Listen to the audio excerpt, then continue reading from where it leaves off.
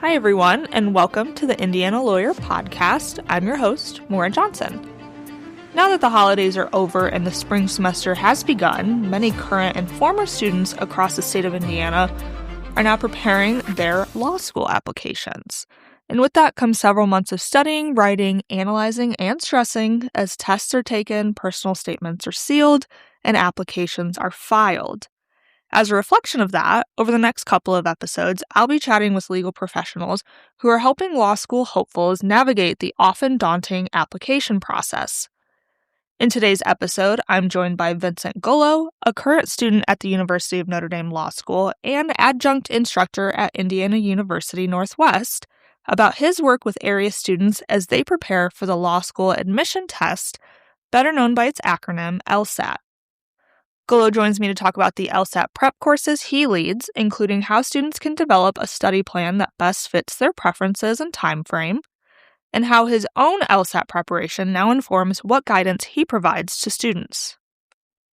But before we get into the conversation, here's a word from our sponsor, Taft. Taft, today's modern law firm. At Taft, we cultivate a highly respectful, transparent workplace that fosters creativity, teamwork, inclusion, and diversity. We couple our culture with a client-first approach, rewarding lawyers who understand their clients' goals and work to deliver success. Taft, the modern law firm. To learn more, visit taftlaw.com. Thank you so much for being here. I appreciate it. Thank you so much, Maura. Appreciate it as well. So just to start out, can you explain a little bit how IU Northwest helps potential law students specifically preparing for the LSAT? Sure. So IU Northwest, which I'm affiliated with as a adjunct instructor, one of the things that they do is they do offer yearly a LSAT prep class. It's been taught by me this year, or last year and this year as well, and hopefully either myself or someone else can continue it in the future. Not to mention Jana Sosek is the director of the pre-law. There's pre-law club, and those essentially serve to provide resources for students, whether they have any questions about the application process, LSAT things that maybe I wasn't around to help with, and things of that nature. And they're also working to open the LSAT prep course up to the public, which is pretty nice. And other students who might be in the area can come to IU Northwest and take the course as well. So a pretty nice opportunity, and honestly pretty rare because the university does front a good chunk of the cost, which is, again, uncommon for a lot of LSAT prep programs. So compared to other universities in the area that do a lot, and they advocate for their students who are interested in law school, and it's really a great program that they have there. Absolutely.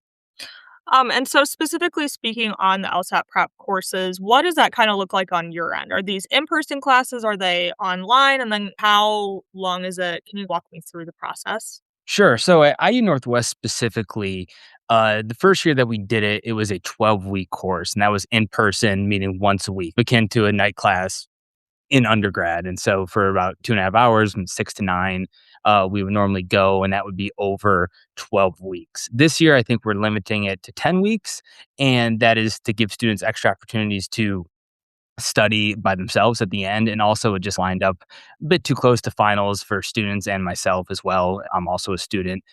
So the classes are in person. The slides are developed by me.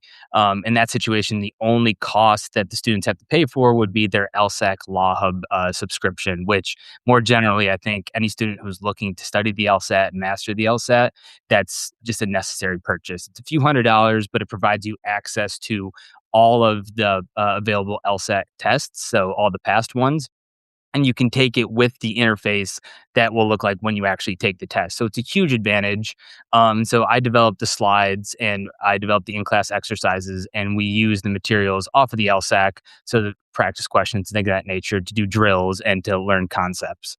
Every week I record the classes, and I also provide the students with a rough idea of homework.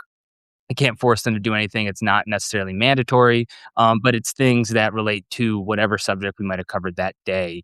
And ideally, it would be to supplement their additional LSAT work that they would also be doing. And so that kind of culminates in the 10-week program. In the beginning, I'd like to have the students do a diagnostic test, which I could talk a bit more about later. In the middle, a midterm examination.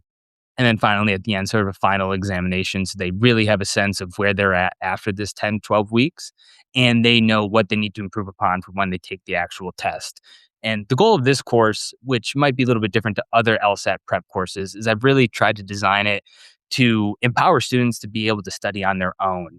And that is such an underrated skill when it comes to the LSAT. I mean, it's a very overwhelming test. There's a lot of concepts, a lot of things to consider, and having that confidence to be able to take a test by yourself and review it and know what you need to improve upon and how to do that is an invaluable skill. So that really is the goal that we try to do with this class at IU Northwest. And I think students have gotten a lot of benefit from it and looking forward to continuing it in the future. Yeah. So, how do you advise students on studying on their own since this is such a large test and there's a lot that goes into it? How do you approach that? Obviously, teaching the course and then encouraging their own studying and work. Yeah, I think every student is different in that sense.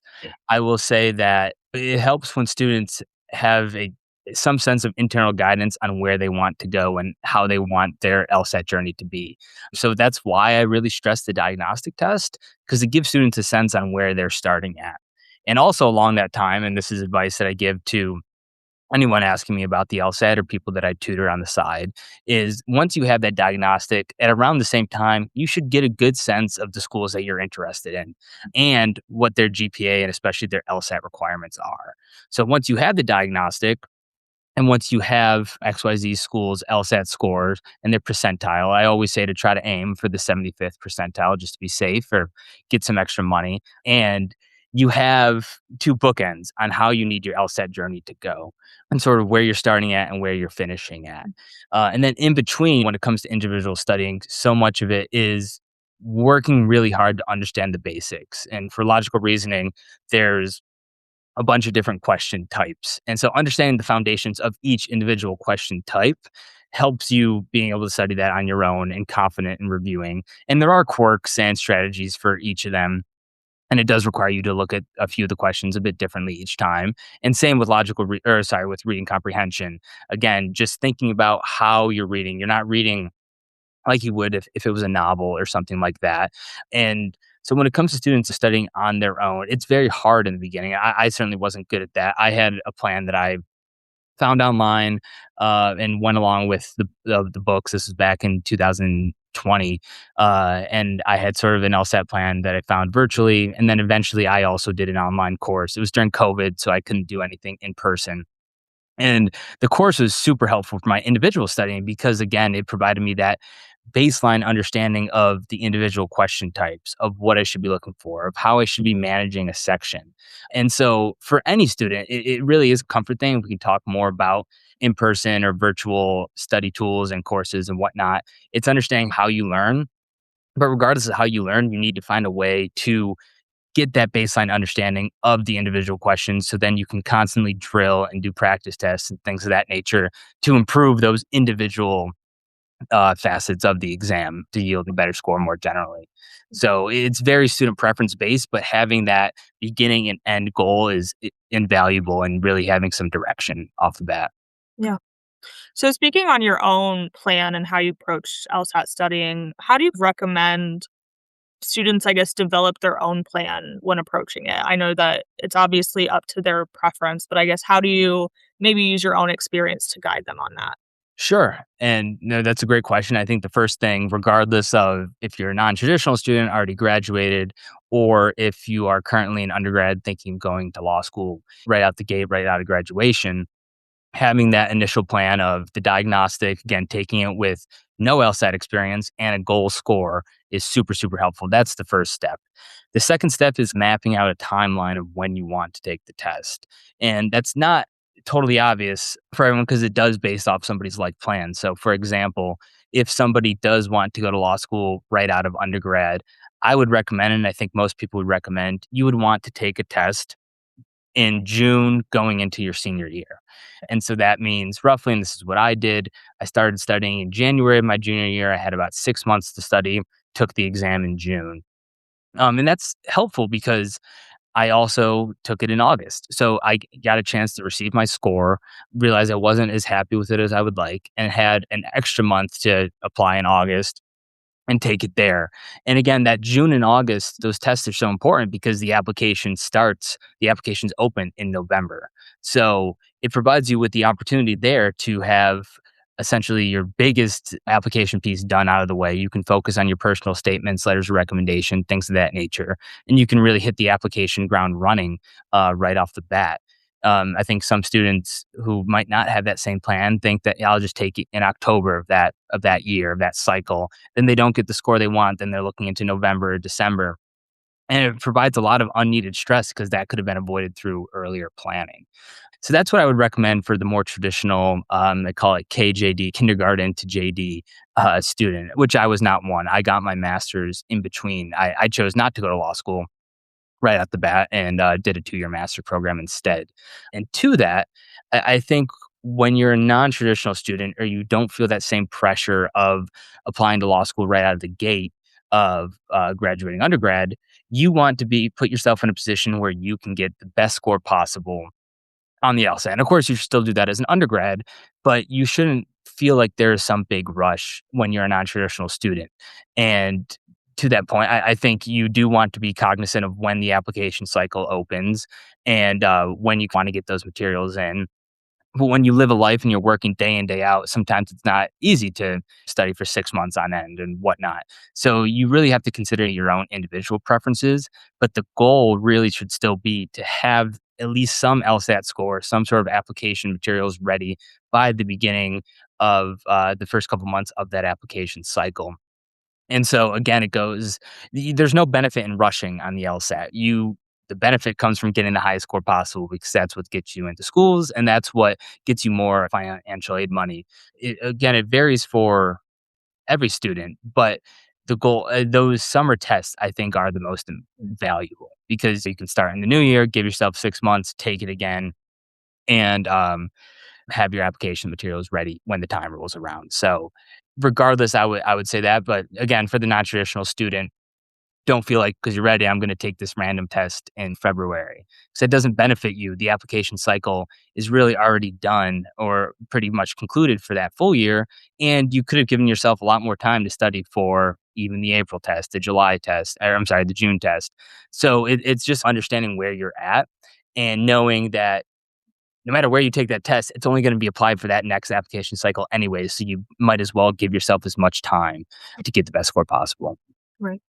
And I know you've mentioned a couple times these diagnostic tests. Can you touch on more of what that is and how that's beneficial to like starting the law school preparation or looking forward to that process? Sure. And I mean, I still can remember when I took my diagnostic test in my college house junior year, and I sat down. I didn't know a single thing that was on the LSAT, and that's really the ideal way to take a diagnostic. And so, if you go on the LSAT website, there's free tests that you can take. I think there's a couple. So you take one of those fully timed as if you were taking the real test, but with no background knowledge whatsoever. And it's really important because I mean, you're clearly not going to do well, but you at least know where your floor is, right? And you know that it's only going to be up from there. And you probably would be happily surprised with where you might end up on that diagnostic. But me personally, I saw a 20-point score increase from my diagnostic to my final test. And I think that's pretty normal. So starting there is so crucial because if you go right into test prep company or online tutoring or whatnot, you're not going to have any real sense of where you stand. And you might have a sense of like, you know what, I did pretty well on reading comprehension, better than I thought. Maybe my initial focus is going to go more towards logical reasoning, things of that nature. It gives you a little bit of direction in the beginning. You're such a blank slate that you're going to need to learn everything regardless. But again, it provides you sort of that baseline foundation to build up your LSAT knowledge. So it's one of the most crucial things that you can do. And to that point, diagnostic doesn't just stop with the first one. It's important halfway through your studying to take another one to sort of check in and see what you've improved upon and where you need to go moving forward, because there you do have a little bit of knowledge and some sort of basis to go off of with these questions. And then finally, when you're done with your test prep program, you can take a final one to see how you've improved from that initial one to the last one. And at that point, hopefully you're comfortable enough with materials that you can go off of that third diagnostic test to really hammer down on doing more tests, improving your score, improving areas you need to that you might be deficient in and going from there. So those constant check-ins is really the most crucial way of figuring out where you're at in your LSAT journey. And I think for students, it's hard for them because it stinks to go and take a 3-hour test in the middle of your day when you're making progress doing these 10-question drills and learning these concepts and things of that nature. But it's very, very important to get a real sense of where you stand in the greater LSAT studying context. So I highly recommend that for students. Hmm. And I know you mentioned that you obviously had to do your prep online just because it was 2020. COVID prevented any kind of in-person thing. But now that you're teaching these classes in person, can you speak to maybe how students have shown how it benefits them being able to meet in person and have this hands-on experience with their preparation? Yeah, absolutely. I think the biggest thing, it's the same thing as with students who had virtual classes, which I still take every once in a while. When you're on Zoom, it's tough to ask questions. You don't, it's a weird mental sociology thing that people don't love asking questions over Zoom. Where I think in person, students are already there, they're invested. It's a lot easier for them to ask questions. Even I'll give students a break, and students will come up and ask me things about the material, or even material about or questions about the LSAT more generally or law school and things of that nature. And even after class, students, I would have a line of students asking me various questions about what we did that day or what to do moving forward and things like that. And you just don't get that virtually. One thing that, of course, is like there's not always access to in person study sessions, right? IU Northwest, it's great that they're able to do that. A lot of the times, though, those in person ones revolve around big cities, bigger metropolitan areas. So other times, virtual is just a necessity, and that's also perfectly fine. I felt that I learned a ton virtually, but there are benefits of being in person. I think so much of that is just getting off your couch and going and sitting in a classroom and learning from somebody in person and asking questions and raising your hand. You don't get any of that virtually. So I do think that difference is invaluable for sure. And so I know that in 2024, the LSAT underwent some pretty significant changes. Can you talk about what changed in that and maybe if there's any other changes upcoming that students should be aware of? Sure. So in 2024, LSAC removed logic games or analytical reasoning from the LSAT. And that was in part due to it was a 2019 settlement from a lawsuit from a few blind test takers who weren't able to fully outline the analytical reasoning section due to their unfortunate disability. And that makes perfect sense. And so in response, LSAT removed the logic games entirely and replaced it with another section of logical reasoning.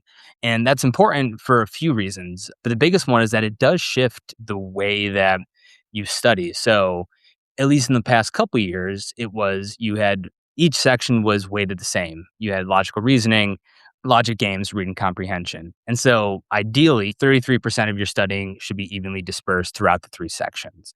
Now, logical reasoning is 66% of the test. And so, really, 66% of your studying should be based on logical reasoning, with 33% being reading comprehension. That benefits some students. I think it's a detriment to other students. People have their strengths and weaknesses, but at least you're aware of how you're going to be assessed and how that's going to be weighted, and you can build your study plan accordingly. As far as other changes that are incoming, I would say that one, which I did recently read, is that so on the reading comprehension test, traditionally, it's been four reading comprehension passages. And of those four, one of them was called comparative reading, where you have passage A and passage B, and the questions that you get coincide with relating things between the passages, comparing, contrasting, things of that nature. Now, and this happened on the most recent LSAT, there were students who had sections where it was four traditional passages. And people weren't expecting that. LSAC actually just released a statement saying that now it might vary. You might get a comparative reading passage, you might not. As far as how that would relate to or change a student's study approach, I don't think it would do very much because you can't bank on it being in or not. I think it's a little bit annoying because there are different approaches that you do take for comparative reading as opposed to regular reading comprehension that I do teach and are important for students to think about. So I guess in total, students wasting time on comparative reading when it doesn't show up on the test would be a little bit annoying. But the strategies aren't different enough where it would make any sort of real difference, I think, in their scores. But that is something to be aware of, that you aren't guaranteed now comparative reading on reading comprehension passages moving forward.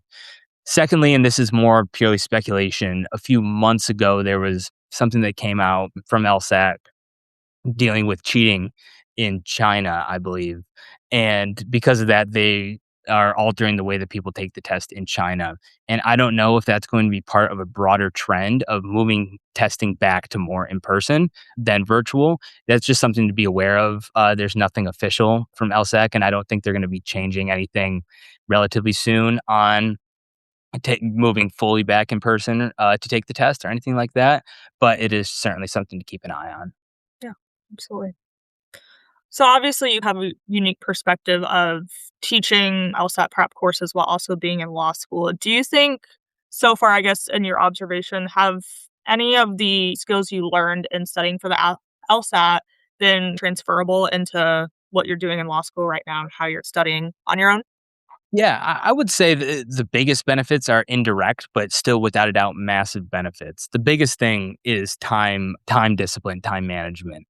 In law school, you're balancing extracurriculars, but multiple classes with 20, 30 pages of reading every day with notes, things of that nature. You have no choice but to be very organized and disciplined and understand your strengths and weaknesses on certain readings and knowing when to ask questions and things of that nature. And that's totally what the LSAT teaches in a lot of ways. To be successful in the LSAT, you have to be at it every day. You have to allot time. You have to be very introspective and knowing what you need to improve upon, things of that nature. And that is 100% something that I do every day in law school. I mean, still, as I'm in my third year, I use the skills and the time management and the discipline that the LSAT taught me. So I think that's really the biggest one. But is more direct skills. I mean, reading comprehension is a massive part of law school. And a lot of times, especially for me, you're reading things that you just don't totally understand right off the bat on the first read. And the LSAT does teach you how do you still glean useful information from things that you might not understand on its first read, or things that are complicated or that are out of your depth when you're reading a science passage of some topic you've never heard of, and you need to understand the main points and why the author is writing. These are all skills that you use in law school all the time. To the point, to the logical reasoning side, it does teach you to be a skeptical reader, which is also very important. Identifying issues with rhetoric or with structure and things of that nature. And maybe there's not a one-to-one comparison, but the skills itself, aside from the time management, just with reading and looking at things skeptically and looking at things you don't totally understand, are so invaluable in law school. And the LSAT 100% teaches that. So, I mean, there's people who say that it's not maybe a great indicator of law school success, and maybe that's true, but it does teach a lot of skills that you do use in law school. So, the debate, I think, is muddier than a lot of people might think on if that is actually a good indicator for law school admissions, just from a strict time discipline standpoint alone. I mean, the average student studies about 250 hours on the LSAT to truly reach success or reach their goals. And to parse out 250 hours in your life is very difficult. And that then translates to law school when you're studying all the time, reading all the time. So I do think that there are a lot of benefits that one can get from really taking an intentional approach to the LSAT into law school. Is there anything that you, looking back at your own prep, that you would do differently and that you're maybe now advising other students to do that you wish you would have done? Sure. The biggest thing, honestly, is doing more tests and more review. That's the number one thing I get on my students doing, students that I tutor and students that I teach my course, is doing tests and reviewing those tests are just the most important thing and the biggest missing piece of your success that you could ever have. And I'm embarrassed to say that I didn't do that for a very long time in my LSAT journey until I was taught. I had a tutor who was very, very good, and she taught me the importance of review. And when it comes to review, it's not just looking at the answers you got and be like, oh, I got a 20 out of 25. That's fantastic. Or I need to get two more, whatever. It's looking at the questions you got right and asking yourself again, well, why did I get this right? Did I just guess, or did I identify the right conclusion? Or the right provision, or was my mind in the right place? And to that point, why were the other answers wrong? Really dive in and be like, well, okay, this is outside the scope of what the question is asking. This is distorting the correct answer, things of that nature. And then doing that with the wrong answers, of course. Why did I get this wrong? Why was this question right? What was the disconnect between those two things that I couldn't get it right on the actual test? And of course, why were the other wrong answers wrong? And doing that over and over again, it's just why I said I wish I did more tests. I mean, the volume is what makes these things subconscious, right? Doing review over and over again. I just wish I would have done more tests so I could have had that review and maybe a better insight on my strengths and weaknesses.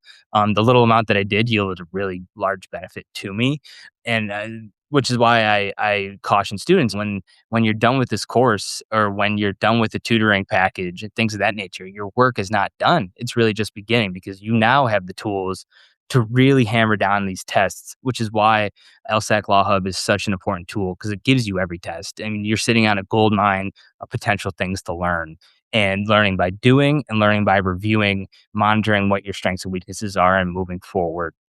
And so that volume is something that I definitely missed. I think I just tried to progress. I'll take a test here, take a test there, monitor my scores. Hopefully they all go up. I wish I was more aggressive with the amount of tests I took and the intensity of the review that I did or didn't do. So for the students out there, definitely do more tests and review your tests. So I know that you mentioned average like 250 hours of studying for the LSAT. How do you, I guess, advise students to take care of themselves while they're in this intense prep, not just with the LSAT, but with prepping for law school in general? Yeah, for sure. I think the biggest thing is to have a plan, right? And a plan isn't just like, I'm going to study 5 hours every day and be miserable and do all these things. A good plan is one that incorporates breaks. And I tell this to all my students is that if you tell yourself within this week of LSAT studying that I'm going to take Saturday off or Friday and Saturday off, it's not, it's not a you're not slacking. You're following your plan, right? And that is such a crucial thing that I think students miss. And it's very hard and counterintuitive for students to think that not doing the LSAT would actually help them. But that's 100% the case. LSAT burnout is very real. It's a brutal test. It's a boring test. You can only fool yourself into liking it so much. And so taking those breaks off are very important. And my students don't believe me when I tell them this and then they see it and it happens. But I've had many, many students, including myself, take a week off the LSAT, going on vacation, things of that nature, take a long weekend off, and they'll come back after not touching the LSAT and actually do better because they're well rested, because they're viewing things with more clarity. They're not getting lost in the weeds on trying to find conclusions that might not even be important, things of that nature. Like they view it with fresh eyes. And so you should never feel guilty about planning a break. Without a doubt. Of course, it's a lot of work. Like I said, 250 hours should be a goal, roughly. But of course, that does vary based on your score goals and where you might be at. And it doesn't stop in law school, right? Like you have a lot of work to do in law school. You have a lot of things being asked of you, and you have a lot of pressure. But again, planning breaks into your day, whether that be taking a walk, saying from 8 o'clock on, I'm just going to relax in front of the TV as long as I get all my stuff done. Things of that nature are very, very important. And it's not slacking off. It's not being irresponsible if you earn it, right? You earn it by following your plan. And so that's really the biggest thing, I think, is having that plan, but giving yourself the grace to take breaks within that plan. And if you do that and you feel like you still need more breaks, take another day off. It's not going to be the end of the world and it likely will benefit you. If that means that your studying the next day is going to be 2 times, 3 times more efficient, then you're better off taking it from an efficiency perspective. So it's not a day that you don't study for the LSAT is hurting you down the road. But the important thing is being diligent, following your plan, and giving yourself grace on when you might need a break. And just to wrap things up, there's someone studying for the LSAT right now or thinking about the LSAT and listening right now. What is one just final piece of advice you would want to offer them? Sure. I would say I have two pieces of advice. Both are I think very important. The one might sound more serious than the other. First one is that every score is not the end of the world. And it's a tough thing for students who are interested in law school and the LSAT. They're high achieving students. They want to do well. They have all these goals, and those goals are fantastic. I had them and have them as well. But there's a chance that, and I tell this to my students, that the first score that you get is not going to be your final score on the LSAT. The odds say that you're likely going to retake this test. And there's not really a limit outside of some crazy number I can't even think of how many times you can take it. Your goal should be to get the best score possible and to get a score that will get you into a school that you can be excited about and fits your career goals. That is the point of the LSAT, right? And if you don't get that on the first try or the second try, it's okay to take some time off, recuperate, work a regular job, get a new plan and apply the next year, the year after that. I took 2 years off, and I also took 2 years off between my LSATs. I took the June and August 2020 LSATs, and I took the June 2022 LSAT. And I was really happy that I did, because I also had a lot of great life experiences during those 2 years in between. And I felt much more well rested, much more motivated to get the score that I wanted and the score that would have gotten me into Notre Dame. And I was really, really happy that I did that. And I think that other students, I mean, myself as well back then, it's hard to say, this isn't what I'm going to do right out of law school, right out of undergrad, and that there might be a different plan. But there's not really any true advantage of going right out of undergrad to law school if you don't feel like you're ready and you don't feel like you're going to school that is where you want to be. Not every test is the be all end all. Give yourself some grace. Be very mindful of where you need to improve upon, and just take that over into your next study session. And if you want to take a year off, if you want to take a year and a half off like I did, you certainly can, and you'll still be in a great position. So that's the biggest thing. Secondly, and this comes up more often than you might think, is if you're applying to law school and if you're studying for the LSAT, just stay off of Reddit. It will give you no benefit and just stress. It's not any source of real information. People on there are anonymous. They're not, a lot of times the stuff they say is not very nice, and it's certainly not helpful. The amount of times that I've had students say, I found on Reddit XYZ, and I have to stop them right there because I don't want to hear it.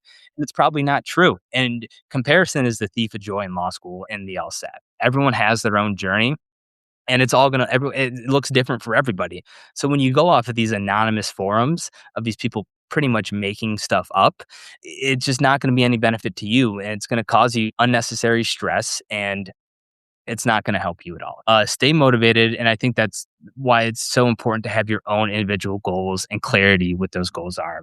If you have your set score or your goal score, your goal schools, work towards that. Don't have any outside noise bother you, unless, again, it's to give you real advice from somebody who wants to help you, not somebody that's looking to tear you down or brag online. And Reddit is full of that junk. So stay away from Reddit. One thing that I would say that I think is very important for students is to be an advocate for yourself when it comes to these test prep resources. And what I mean by that is that, like, I have crafted and teach a course, right? And I have my own way of going about the test and sections and things of that nature. And I like to think that works for me. And I'd like to think that I have thought about them in a way that would work for the most students, right? Like the widest swath. With some of these test prep companies online, there's so many of them, right? And they have to differentiate themselves in some way. And sometimes that creates things that are really novel and nice, ways of thinking about the test and sections. Other times, not so much. And those strategies might be beneficial for some people, but it might run other people into the ground. A few examples, I mean, of course, without naming the names of the test prep companies, I know one who, on a logical reasoning section, they instructed their students to read the stimulus first before the question stem. So you read this long passage, then you read what you're supposed to be looking for in the stimulus. And that just seems wildly inefficient to me. It seems like a waste of time. You're reading something that you don't know what you're looking for. It just does not seem very intuitive. But I think these test prep companies have to have something novel to justify their high prices. So that's one. I had another student who, again, I won't name the test prep company, but they said, don't focus on the whole section. Try to get, if you're doing a 23 question section, try to just get the 20 as right as possible, and then don't care about the last three. And I don't think that's a beneficial strategy for many students either, because they're probably going to look at those 20 questions the exact same as if they had 23, and you just lost an opportunity to get 3 extra points by just being a little bit more efficient. And so if you see something, if you're paying for these resources and you see that it's not working for you, don't take that personally as a student, because everyone's brain works differently, and a lot of times these companies have to justify their cost by being different and novel and things like that. So be an advocate for yourself. If you see that one strategy isn't working, don't be afraid to go online and try to find a different approach to something. TikTok has actually become great with LSAT creators and people who teach you how to analyze certain questions. Of course, online, there's a bunch of great forums and YouTube videos and things like that. So don't feel like, and it is weird to say, but if you're paying all this money for these test prep companies and the strategies is working for you, that's not always on you. It likely is not on you at all. Just find a new way of looking at it and just use that. Don't feel like you need to do it to justify the cost, because the cost has been justified in a lot of other ways. But don't feel like you have to follow it to the letter of the law. That would be a big piece of advice that I would give students. Thank you for listening to the Indiana Lawyer Podcast. If you enjoyed the episode and know a student in your life who is looking for additional resources to prepare them for the law school application process, please share this episode. We have a link to the resources referred to in the episode in our show notes. And if you haven't heard, the Indiana Lawyer is now a supplement in the Indianapolis Business Journal. That means that you can now find our stories in IBJ's weekly print edition, but you can still find daily news updates from our team on our website at theindianalawyer.com. You can also find us on social media, including Facebook, Twitter, Instagram, and LinkedIn. Stay tuned for the next episode, where I talk with the pre-law advisor who's helping students navigate the broader law school application process.